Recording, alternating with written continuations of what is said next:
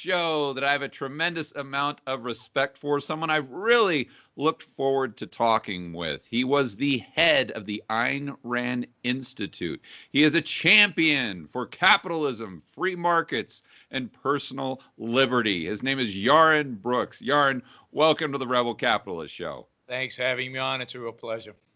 Now, Yaron, for some of my viewers who might not know your full backstory, can you get us up to speed there? Full backstory. That's a long story, and it's a complex. The Reader's Digest version. Sure. Born and raised in Israel, served in the Israeli army, undergraduate in engineering out of Israel. Came to the U.S. in 1987, a long time ago. Got an MBA and PhD in finance. Was a finance professor for 7 years. Started basically a hedge fund in 1998, and went full time at the Ayn Rand Institute in 2000. Today, I'm chairman of the Ayn Rand Institute, so switched to being chairman away from CEO in 2017. Moved to Puerto Rico in 2018, January 1st. All right.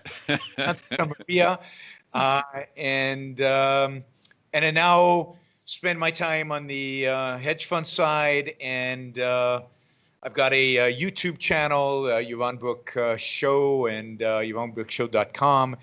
And spent a lot of time just advocating for all those ideas you mentioned up front. And then, of course, still involved with the Institute as chairman of the board. Yeah, but you've got some incredible insights into just obviously Atlas Shrugged and Ayn Rand and her views. Before we get there, I'd love to hear your take on what's going on in the United States right now. Where do you start? Yeah, exactly. I mean, it's a complete and utter disaster. I don't know exactly what the nature of the disaster is going to be, but nothing good is coming out of the world we live in right now. We've got a president with a character that I would never believe could ever become president of the United States. Who has the most authoritarian tendencies of any president ever. And we've got a left, which is authoritarian and barbaric and anti-individualism and anti-everything we believe in. Left and right have become the worst versions of themselves possible. There is no alternative to that present in the U.S. There's no better right. There's no pro-capitalist right. There's just nationalism and authoritarianism of the right, and socialism and authoritarianism of the left, and that's it. That's the entire spectrum. I think most American people still fall, I won't say in the middle, but somewhere better than either one of those alternatives. But they have nowhere to go. So politically, it's a complete disaster, and of course culturally, the left has dominated the culture for 100 years. They've slowly increased their influence. We're seeing the manifestation of that today. The hippies, the new left of the 60s, today's university professors, the leaders, the people look up to, and they have created a kind of a complete subjectivist, more relativist, racist, horrific culture among young people, anti-thinking, pro-emotion. And the consequence of that are, again, the rise of nutty left and the nutty right.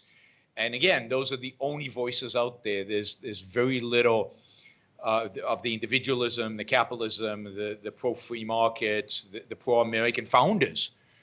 That voice is silent today in America. So I don't know where we go from here. I'm quite pessimistic, unfortunately.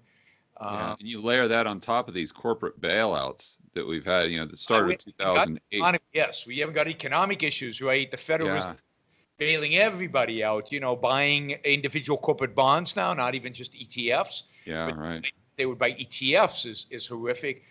Bailing out municipalities through municipal bond purchases, bailing out at the stock market ultimately by providing unlimited liquidity and hinting that maybe one day they will buy stocks.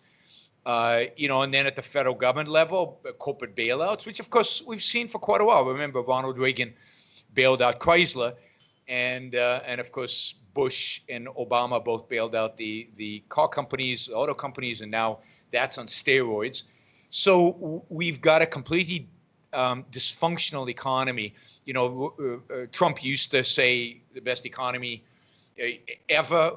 That was complete nonsense. I mean, the economy was barely growing at 2%. It was struggling, and innovation is down, productivity is not rising at anywhere near the levels you would expect.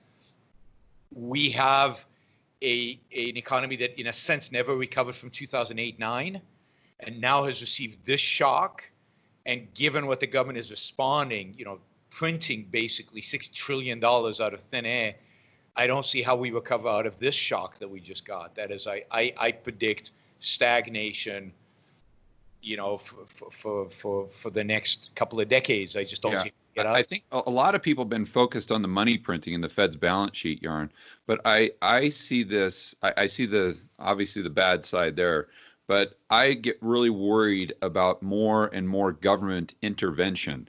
And so we've got these bailouts. So the Fed is, let's say, intervening, but really it's the government as well. And now we've got the stimulus checks. We've got the PPP program. Yeah, I mean, you go down the laundry list. It just means more and more government. And I don't see how the economy is supposed to be increasingly more dynamic to grow while we're burdened with government. And it goes back to Atlas Shrugged.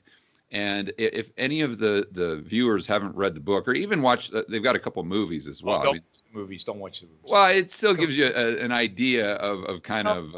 Read the book. Read the book. Okay, read the book. Read the book. But you'll see that Rand was talking about this. Literally the exact same things that are going on right now in 1957. And in fact, Yaron, I want to show this to you, buddy.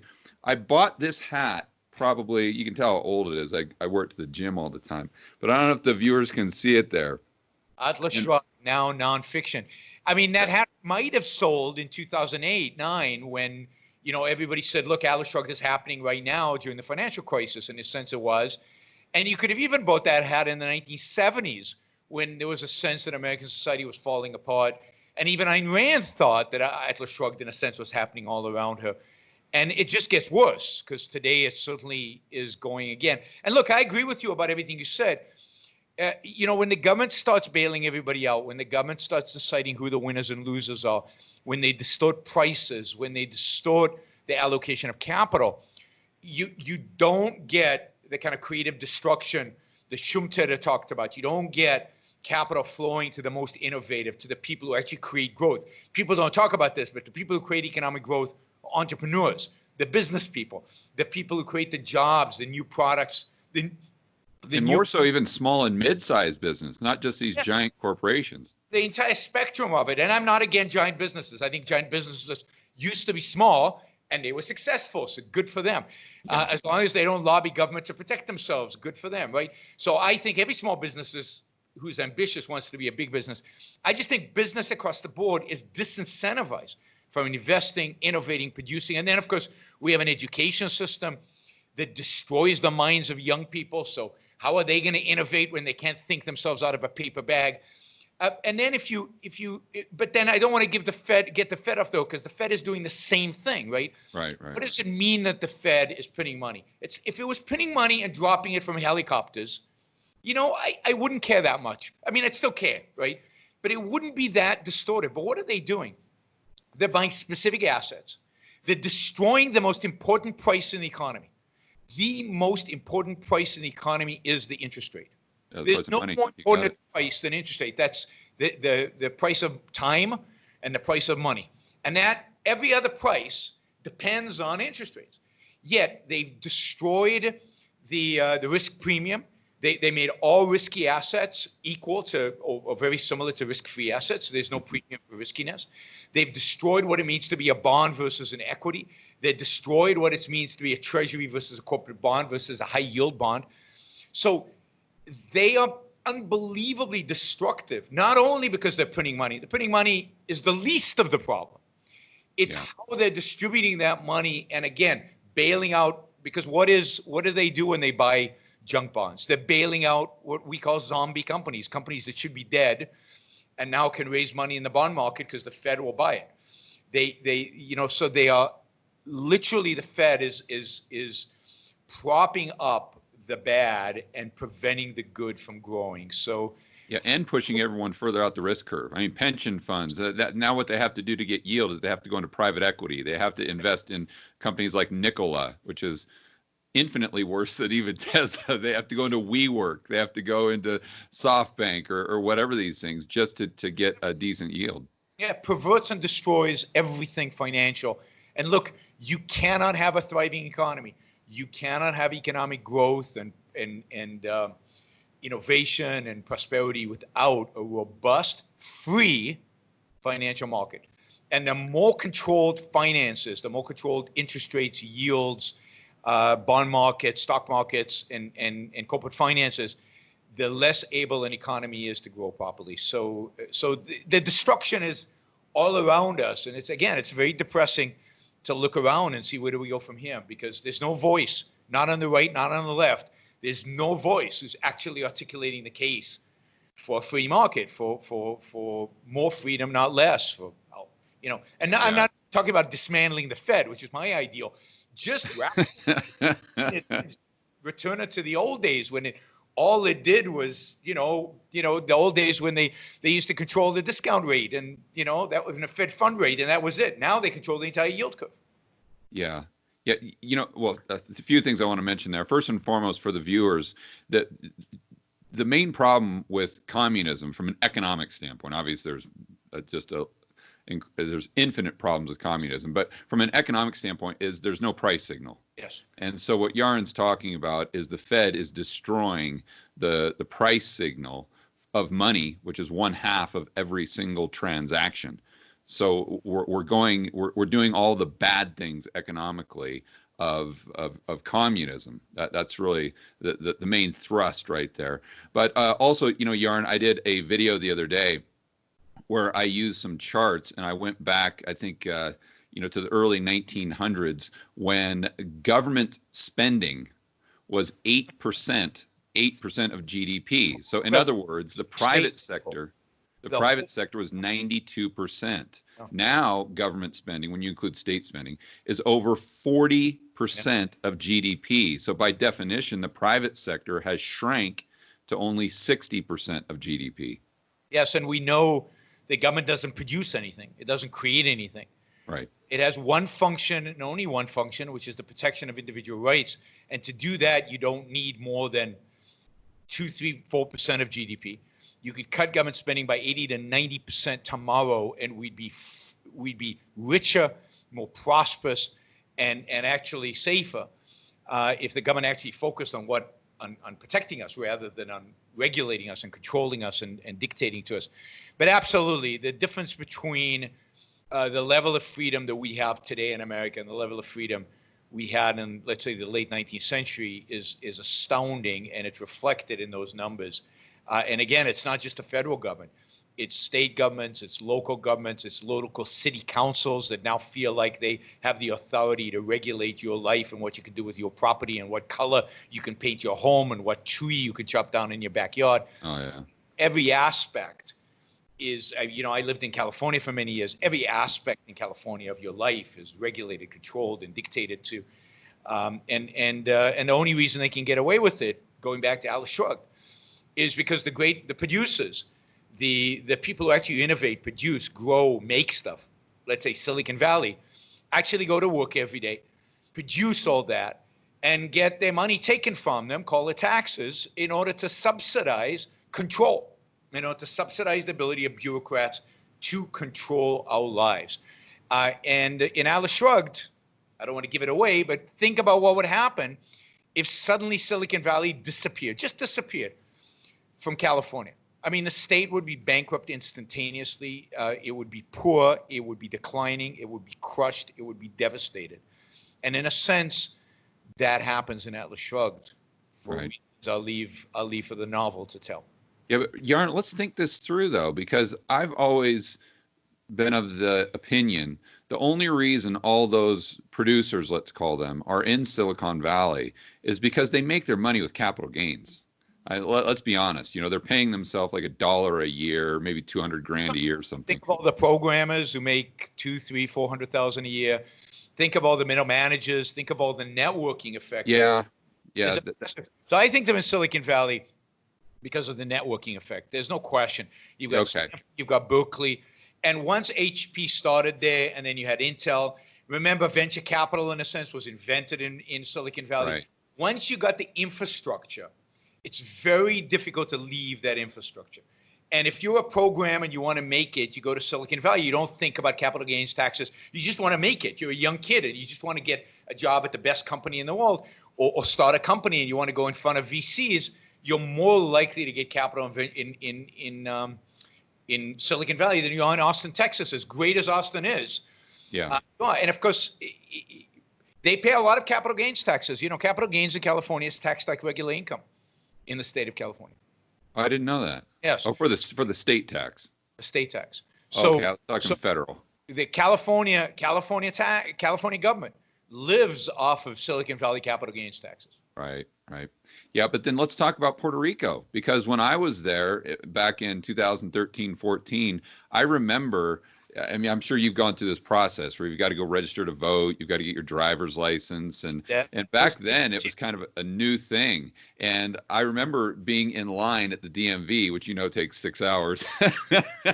But everywhere, years to stand in line for me. She called me up 10 minutes before she reached the front of the line, and I drove over, and it was. That's the way to do it. That's the way to do it. But every place I was in line, you can tell who the gringos are.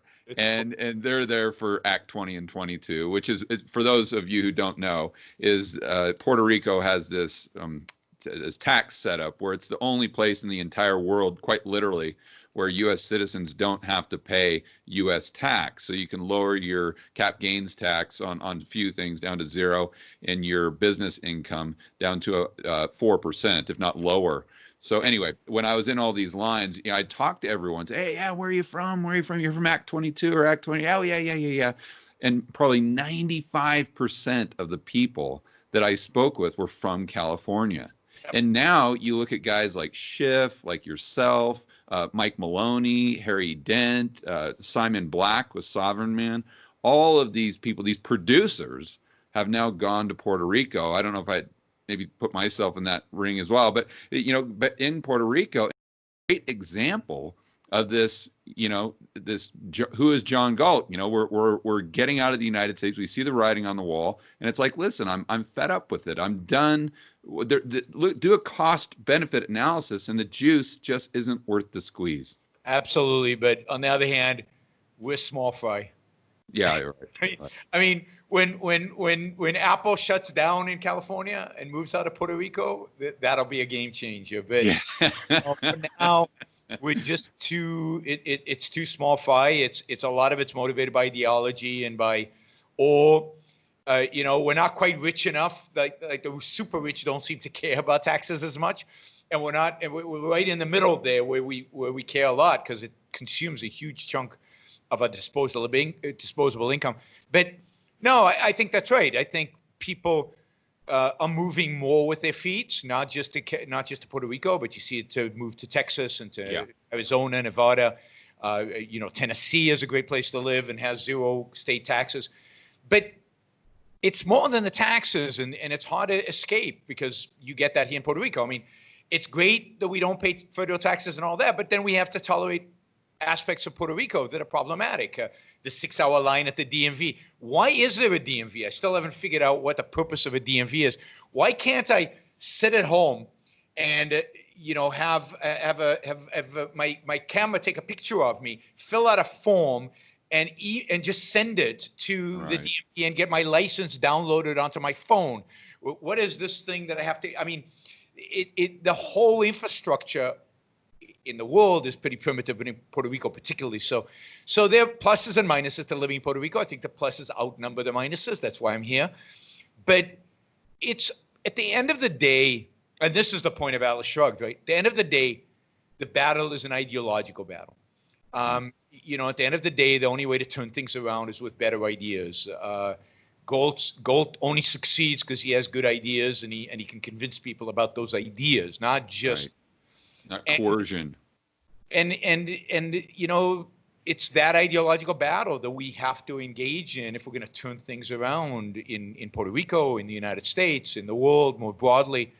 And until we convince if you've read Atlas Shrugged, the Dagny Taggarts and the Reardons, the giants of the giant entrepreneurs, the real innovators, the people who really move the economy forward. Until we convince those people, the great businessmen of our era, that they're being exploited by the system, that they need to take care of themselves, that they need to be more self-interested, that they need to be more focused on their freedom and their liberty. Until we convince them, yeah, a few of us will be in Puerto Rico, and that's great, but the world will not change because of that. Yeah, see, here, what comes to mind there is, I think if you just polled the majority of the Americans in the United States, they'd say, who is one of the greatest entrepreneurs of our time that would be in that category? And they'd probably all say Elon Musk. Not all, but a lot of them would say Elon Musk. I would say. Yeah. But let's just, a lot of Americans would. Yeah. And so, but then you look at Musk, and I'm not here to say he's great or bad or anything in between, but he has achieved a lot of what he's achieved with the help of government. Well, some of what he's achieved. Look, he made his money at PayPal. There was no government involvement beyond what government is involved in any payment system. But there was no government involvement. He made his money fair and square. I agree. Tesla is all government. He could have done nothing without government, particularly the state of California. Hundreds of millions of dollars went into that company from California. And of course, tax credits and all the other stuff. His solar panel business, all government. How can we get these people, these producers, these entrepreneurs, like we read about in Atlas Shrugged, away from the system if they're so ingrained in the system and they've become dependent on it? That's really my question. Become dependent on, I don't think they become dependent on it. Okay. They can't imagine an alternative. This is all ideas in the end. Okay. It's not money. They have enough money forever. It's not about more market share. And the fact is that they can't imagine an alternative. And they are ideologically committed to it. And this is, again, the point of Atlas Shrugged. Atlas Shrugged is about a philosophy. It's about a philosophy that says that the reason the businessmen are tied to government is because they feel guilty. And the character Reardon is the most powerful character in that sense in Atlas, because he has to move the biggest distance in order to be redeemed, if you will, in order to gain access to the valley. Right? Because he, in the beginning of the novel, is very conventional in his ideas. He's a great entrepreneur, but he's very conventional in his ideas. And he basically feels the tug of guilt. His family pulls at him. He thinks that that's what morality is, taking care of others, giving to others. And he knows deep down that that's wrong, but he doesn't have an alternative. So he doesn't know how to handle himself. And he is easy prey then. Now, in the book, he's a hero, so he's not. But in real life, he's easy prey to the intellectuals who tell him he's a bad person, who's just, you hear Bill Gates, it's all luck. He had the right genes at the right time, in the right computer, in the right place, in the right school, and all this BS. It's just luck. And therefore, he didn't build it. If you listen to Obama, you didn't build that, right? It's your kindergarten teacher, or it's the government that produced the infrastructure, and they literally buy into this stuff. I don't believe it's a game.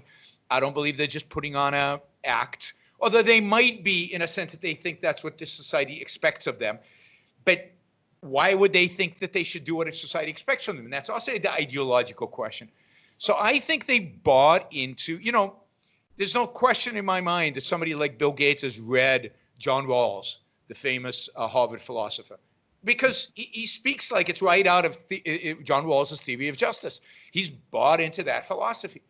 Until we can show them the evil of that philosophy and how wrong it is, and replace it, in my view, with Ayn Rand's philosophy, we're doomed to continue this. And I think there are legitimate entrepreneurs out there. I mean, Steve Jobs did not go groveling to government for any favors, any goods. He played the game because the government was there placing barriers in front of him, and he had to knock those barriers down. So he played the game to try to do that. Bill Gates is the same way. If you look at Bill Gates' history, he tried to avoid government until they came with the Justice Department knocking on his door and tried to break up his company. And then he realized he had to play the game.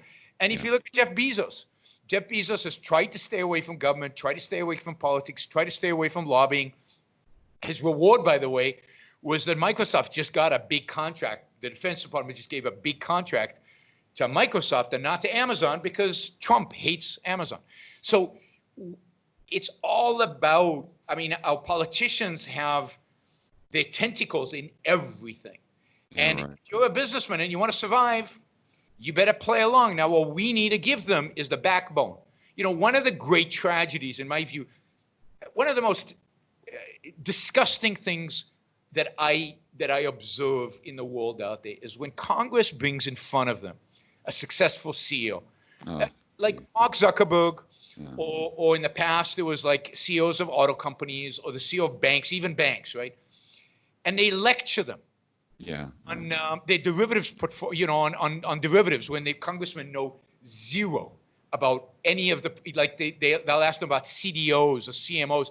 When if just one of these CEOs would turn around and say, Congressman, would you mind telling me what a CMO or CDO is? They have no clue what they're talking about. They don't even know how a checking account works. Exactly. Yeah. So these people sitting up there who have the power of the gun, the power of government behind them, who have not employed a human being in their life, who have not run a business, who know nothing about running a business, who have produced zero, actually negative, because everything they do in government is a drain on production, lecturing to the most productive people in our society, to the people who actually employ people, create jobs, build jobs, do the best that they can in a horrific environment. And they're lecturing them and telling them what they can and cannot do, what they shouldn't do. That is a massive injustice. And again, we will win when one of those CEOs stand up and says, you have no right to ask me these questions. It's none of your frigging business. Go away. You're unproductive. You're nobodies. And I will not speak to you, and walks out of that room. And when that happens, we'll know a revolution is starting. Yeah, boy, wouldn't that be awesome? One thing that surprises me, when you hear the rhetoric for people who, let's say, protest, for lack of a better word, on the left and the right, going back to the Tea Party, is why everyone can't agree that smaller federal government is good. Because you hear on the left, we can't have these lobbyists, the big corporations have too much control, they have too much power. Yeah, but if you just reduced the size of the federal government and reduced how much power they had, then you wouldn't really have crony capitalism, because there's no politician to pay off because they don't have any power. They don't have the ability to do that.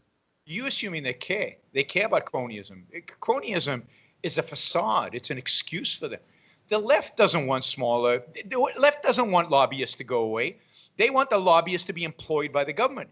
They want full control over these businesses. They want to own the means of production. Right. And then the government is the lobbyist. The government is the CEO. The government is all these people. And the right has never wanted the lobbyists to go away because they want the power. They don't want to give up the power of being able to control. I mean, these congressmen love the fact that they can put in front of them these incredibly productive individuals, and these individuals, these CEOs of these companies, have to grovel before them. It gives them the reason for living.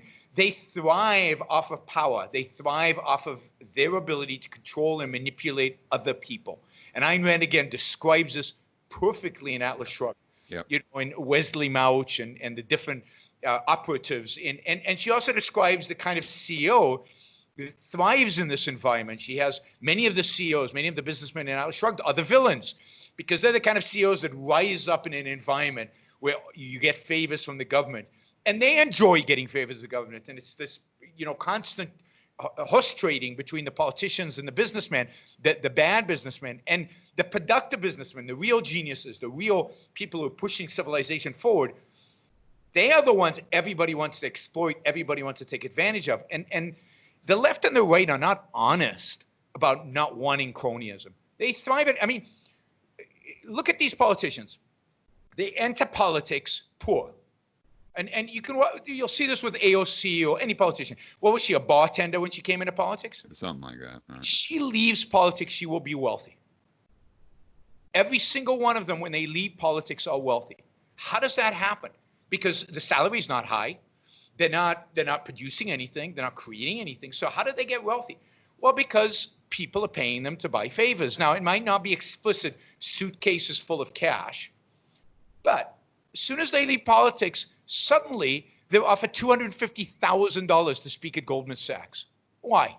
Because Goldman Sachs believes that if you're in politics before, you have connections, you have a way in, and you will, you'll provide favors. Every single one of these congressmen finds ways to leverage their political position to make a lot of money for themselves. And not only do they get the kick of having power over other people, they also make the money out of it. So they have no incentive, zero incentive, to rein in government, to shrink it. They thrive on control and on the power, both financial and just power over people that they gain from having. They want more lobbyists. More lobbyists means more power. Yeah, and see, you're getting people.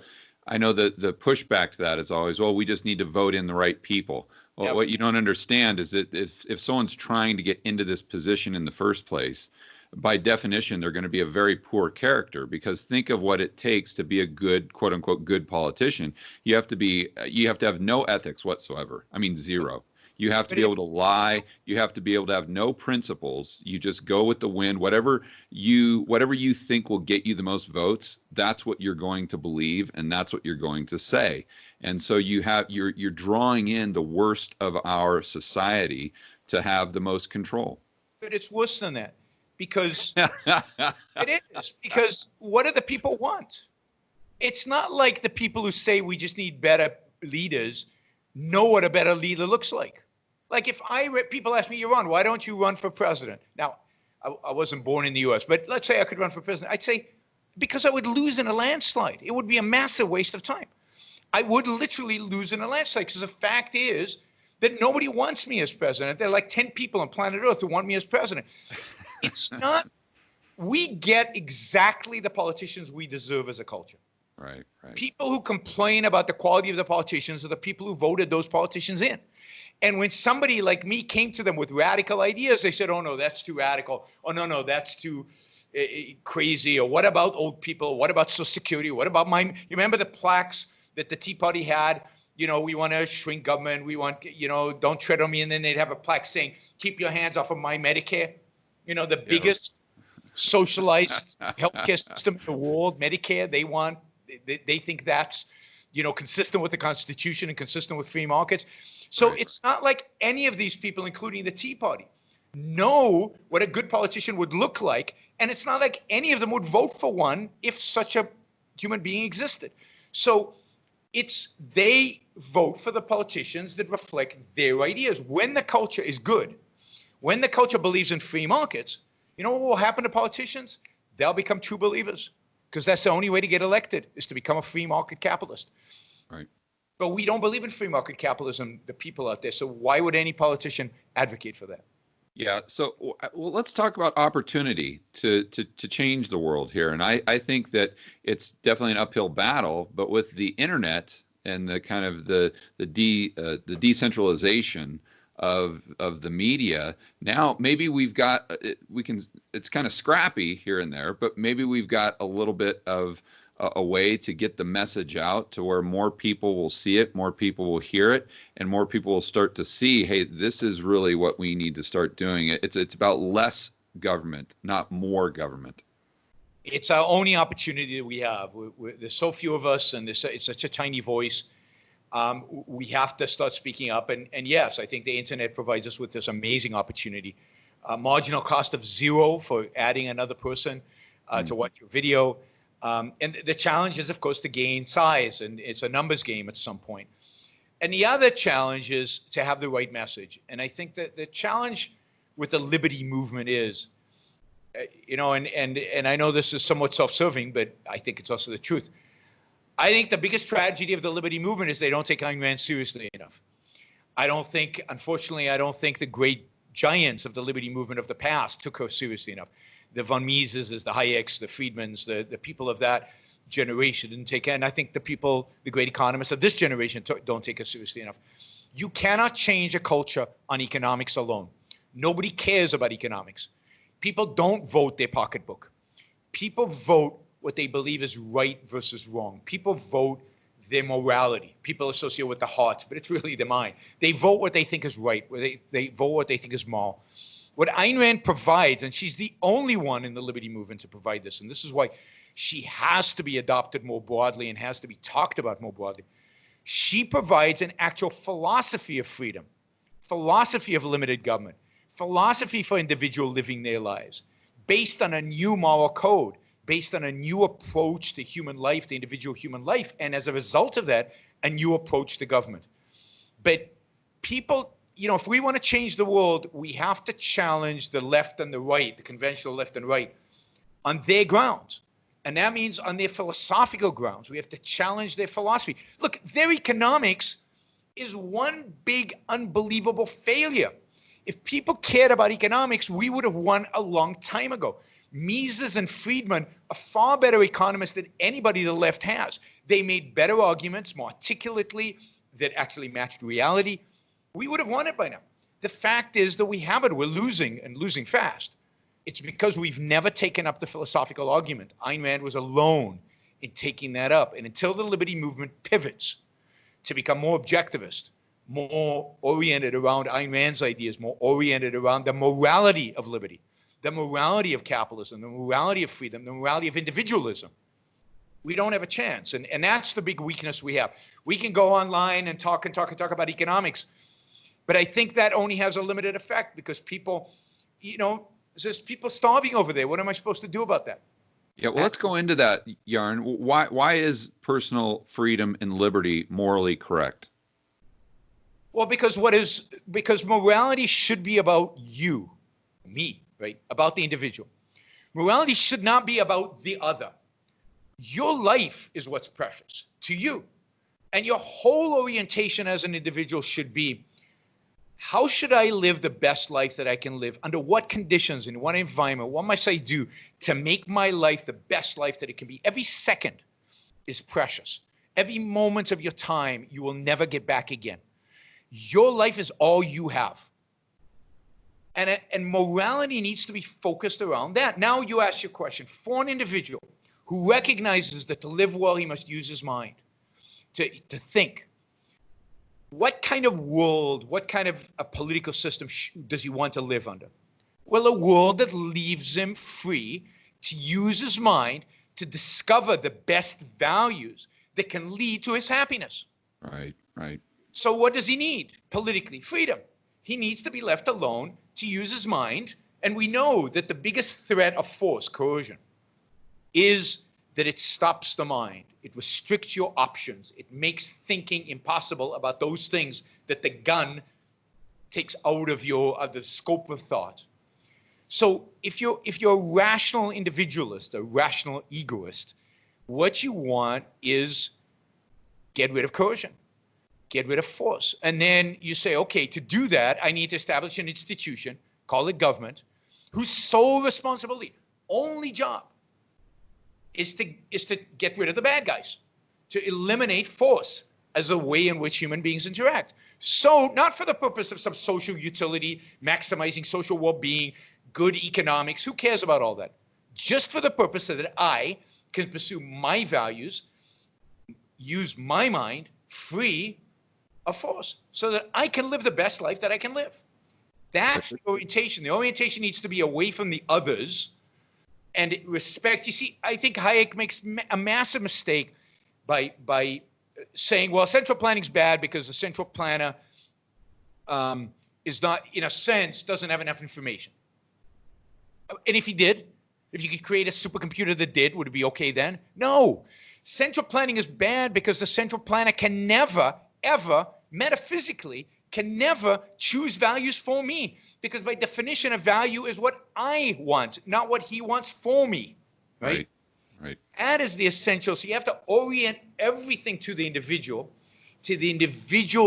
ability to think and pursue their own life. I mean, one of the big mistakes conservatives make is they say, well, people are irrational, and therefore we want small government because politicians are going to be irrational, and we need to have checks and balances to prevent irrationality from the government.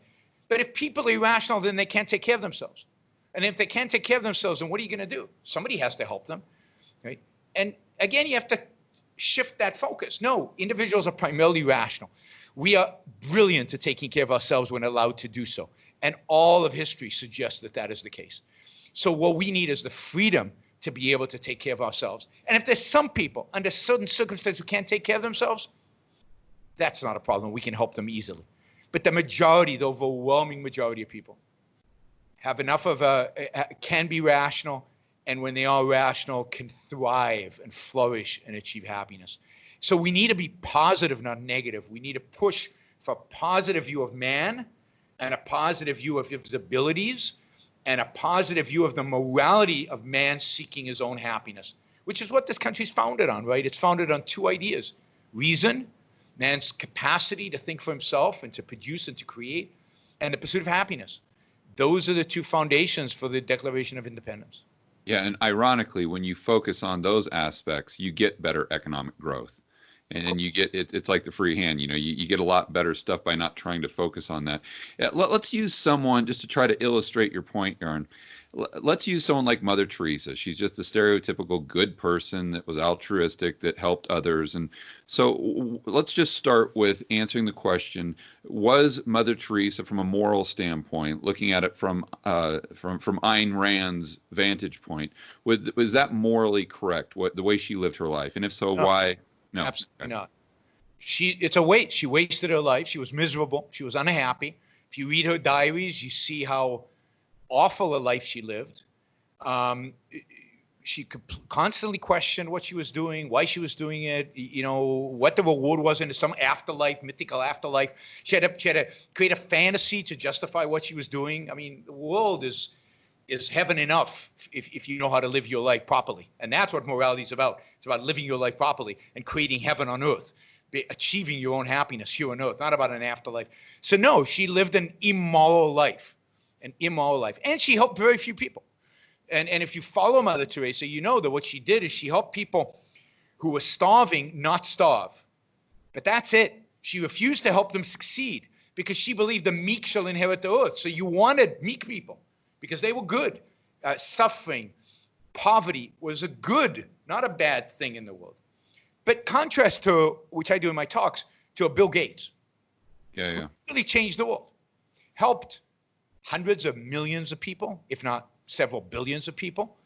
His computers today, ubiquitous. You can't get aid into the worst places in Africa without using a computer to make efficient the supply chain and reduce the cost of all the goods that you're providing them. Everything in the world today relies on some of the innovations that Microsoft had in the early days. And yet he helped many, many more people than Mother Teresa, but also made a lot of money for himself while doing it as a value for value trade. Lives what looks like a fairly happy life. He's successful and he seems to be happy and enjoying himself. He's not considered moral. Why? Because he's not suffering. He's not in pain. He's not in anguish. He's actually happy. So the culture views happiness and success as vices and suffering and anguish as virtues. Ayn Rand says the exact opposite. If you have actually used your mind, pursued your values, lived a full life, made something, created something, built something, you're a good person. That's what life should be about.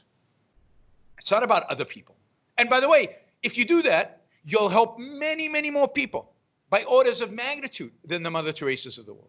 Yeah.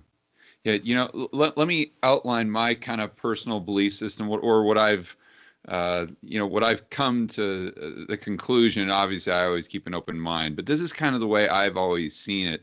And once I read Atlas Shrugged, and then I retired in 2012. I was an entrepreneur for many years, and I've had thousands of employees. The last business I had over 100 employees. So I've really seen it from both sides. When I was in college, I didn't have two nickels to rub together. So I've been on an employee, an employer, everything in between. But and then I was raised Christian. I still consider myself a Christian. So what the way I saw it was, it starts with being honest with yourself. You have to be honest with yourself on what your personal strengths and weaknesses are. And this is if you're trying to do good, let's say, the typical or the proper definition of the word good. If you're trying to do good, you got to start with being honest with yourself. And if your skill set is that of Bill Gates, and you want to do good, you've got to do exactly what he did. Let's say to start Microsoft that he had like 400,000. I think he had 400,000 seed capital, something like that. If he would have given that away to charity, let's say, everyone would have said, "Oh my gosh, he's doing good. Look at what a moral act." But he didn't do that. He pursued his own self-interest, and in doing so, now he's worth, let's say, $100 billion, where he can do far more good now. And plus, he's changed the world. He's got all these employees at Microsoft. They're basically the entire state of Washington. Buying into the mythology that leads us towards socialism, right? That is? Yes. Okay. So tell me how am I leading us towards socialism? Because the whole approach there is that good means to other people, but that's wrong. Bill Gates should have not given the 400,000 to charity because he wanted to have fun. In other words, he wanted to enjoy his life. He wanted to achieve something and make something, not so he could give it away afterwards. Who cares whether he does philanthropy afterwards? He has provided more good for himself by living a full life, and more good to other people by employing them, by creating millions of jobs all around the planet, and by every time somebody bought a Microsoft product, was their life better or worse? Well, yeah, right. Right. They're more productive, right. Well, then, whatever reason, they felt that $100 was better used buying a Microsoft product than any other use. They preferred the Microsoft product on the $100. Their life was better off. Bill Gates is a moral giant for having created Microsoft. Forget his philanthropy. His philanthropy is irrelevant to the equation of morality. Philanthropy is neutral morally, in my view, or unimportant. It's a trivial issue. Yeah, then you want to give some money away? Fine, who cares? You've already changed the world in deep, meaningful, substantial ways. And by the way, you did it in the most moral way possible by making your life better at the same time. Yeah.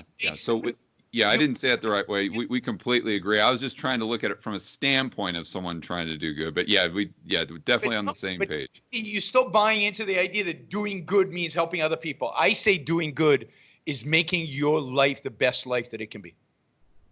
Right. Whatever. You could be a social worker. I have nothing against social workers. So I don't have anything against philanthropy.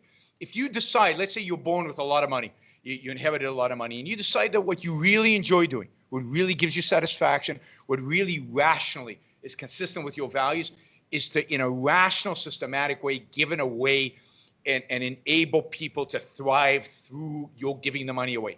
Fine. If you go through that program, if you're not doing it out of guilt, if you're not doing it because this is the only way to do good in the world. So the focus needs to be on your values, on what makes you happy and what will lead to your success in this world. And I believe, I don't believe in God, but if I believed in a God, I believe that if you do good in this world, he's going to reward you, whether you follow this scripture or that scripture, you do this stuff. Otherwise, he's a pretty nasty God. If you're honest and you're doing good stuff here and you don't get rewarded unless you identify with a particular deity and not with another one. So forget about the afterlife. I don't think it exists, but forget about it and just live the happiest, most successful life you can right now on the planet. And that doesn't by pursuing your own self-interest. Yeah. It's not about being hedonist.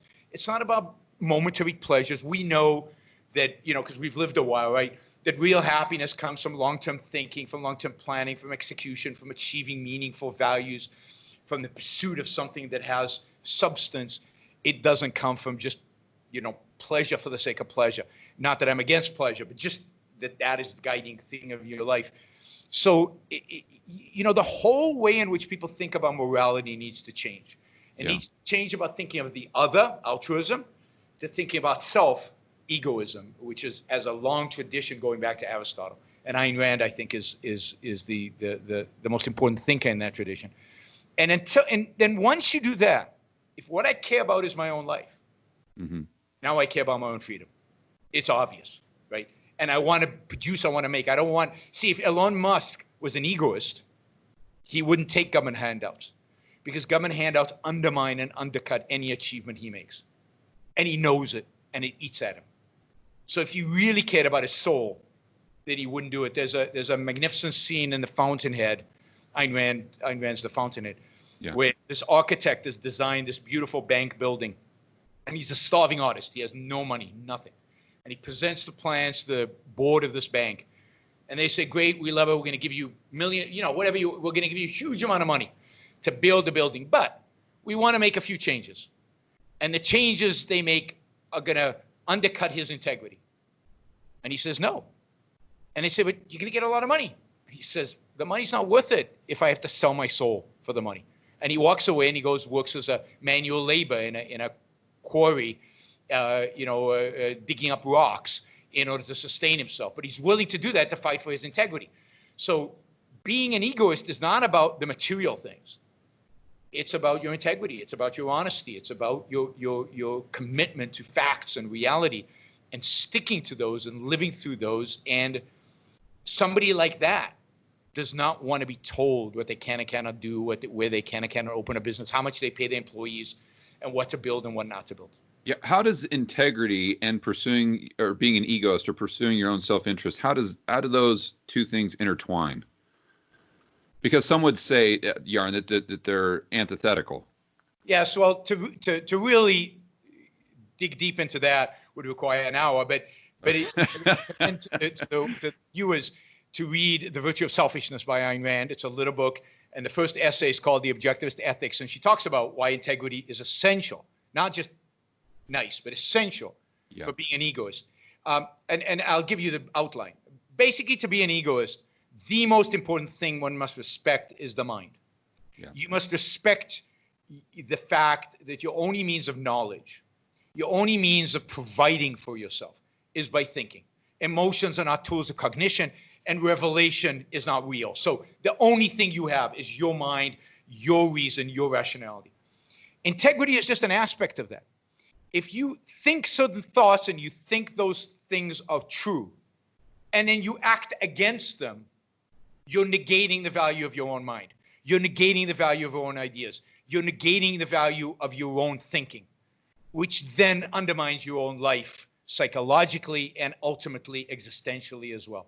And in Ayn Rand's, in the book, in The Fountainhead, she's got two characters, the one who sells out and does whatever people, and the one who doesn't. And you can see, and it's a fiction, so it's not a true story, but you can see the trajectory of their lives, and you know people who've lived those lives, and you know that it's true. That is, people with no integrity cannot be happy. Elon Musk, deep down, cannot be 100% whole with himself. Even as much as he's achieved, he cannot be completely whole with himself because he knows that he has sold out in important ways in his life. And that's sad, because I think Elon Musk deserves happiness, given how productive of a genius he is. I think that the fact that he sold out and went for the government subsidies and the government goodies is truly sad. Yeah. Do you think there's an argument for a higher purpose, like from his standpoint, saying, well, if I take the government goodies, then I'm achieving, let's just say that his main goal, and I'm not saying it is or isn't, but his main goal is like global warming. He says, if I can conquer global warming by taking this government hand, then maybe it's justified. Is that an argument or not? Certainly, I think it's the way he rationalizes it to himself. Yeah. But I think I'll go back to a point you made earlier about honesty. I think if he was honest with himself, is Tesla really going to save the world from global warming? Right. We all know it's not. If global warming is real, we know it's not. And if it's not real, it's just a way for him to build his toys. And I don't think he does it for the money. I think he does it for the toys at somebody else's expense. And build his prestige and just have fun, the fun of building an automobile the way he wants to see it, but at somebody else's cost. So I think if he was honest, he would realize that what he's doing is just rationalizing, not actually living by his principles. And I think, again, to the extent that a person doesn't live by their principles, to that extent, they can't in the end be happy and can't live the best life that they can live in this life. Yeah. Okay, so I've taken up a lot of your time, Yaron. I sincerely appreciate it. Let me just dive into one more thing here before I let you go, because you touched on, I'm reading from my notes, you touched on being rational. We've got to use our mind. And what I see, the biggest change that I see since when I grew up in the 1970s and 1980s compared to now, is back then people would always use the terminology as an example. I think, Yep. Yaron, I think we should take a right here. Yaron, I think the weather, it's 75 degrees. Now, and it's just the way they talk, Yaron, I feel like we should take a right here. Yaron, I feel like it's about 75 degrees. And I know it's a very subtle thing, but my point is it seems like we've gone from a society of valuing thinking and intelligence and rational thought to a society that puts feelings as priority number one. And I know that goes into postmodernism, and you don't have to expand on that, but I'd just like to get your brief thoughts on that. Absolutely, no question. The biggest enemy we have today is emotionalism, the fact that emotions are being elevated to the most important thing in the world. It's a consequence of John Dewey's theory of education, which has dominated our schools, certainly since the 1960s, even before that. To some extent, I think even the people in the 70s or 80s were pretending that they cared about thinking, but were actually already on the path to the feeling. You saw that with the new left in the 1960s, with the hippie generation and all that. And remember, they're my age now, right? Or even older than me right now. So this feeling stuff has been around in American culture for a long time. It's just, and then the differences between the right and the left become what the right feels versus what the left feels. And it's just a combat of feelings. Cultures that emphasize feelings always end up with violence. Because once you abandon reason as the way in which we interact, facts and logic as the way to decide what's true or what's not, then how do you decide? Well, at that point, the only way to decide is who has bigger muscles. Might makes right is the only way to make decisions in an emotionalist society. And we're seeing that. We'll see more of that. The government is becoming more violent in the sense of imposing its control more. People are demanding more violence from the government.